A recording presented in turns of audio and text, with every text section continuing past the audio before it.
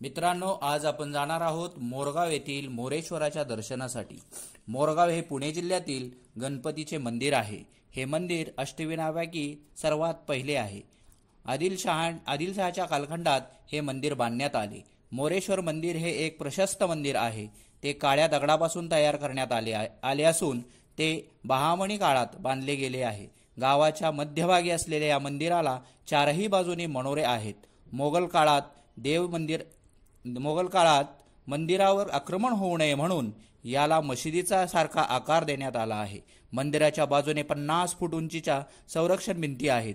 मध्यभागी मोरेश्वराची मूर्ती बैठी डाव्या सोंडेची पूर्वाभिमुख आहे। अत्यंत आकर्षक आहे। मूर्तीच्या डोळ्यात व बेंबीत हिरे बसवलेले आहेत।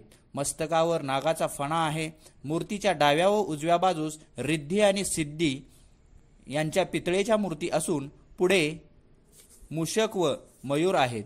असे मानले जाते की पूर्वी सिंधू नावाच्या असुराने पृथ्वीवर उत्पात माजवला होता। त्याचा नाश करण्यासाठी देवानी गणपतीची आराधना केली। तेव्हा गणपती मयूरावर बसून सिंधू असुराचा वध केला। त्यामुळे या गणपतीला मयुरेश्वर नाव पडले व तेथे मोरांची संख्या जास्त असल्याने त्या गावाला मोरगाव नाव पडले। सध्याच्या मूर्तीच्या मागे ब्रह्मदेवाने स्थापन केलेली मूर्ती आहे। या मंदिराचे आणखीन एक वैशिष्ट्य म्हणजे या मंदिराच्या समोर एक नंदीची मूर्ती आहे। चला तर मित्रांनो, जाऊया मोरगावच्या मोरेश्वराच्या दर्शनासाठी।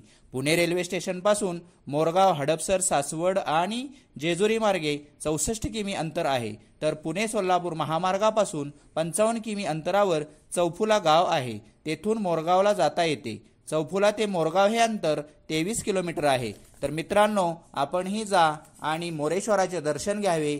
पुन्हा एकदा गणपती बाप्पा मोरया।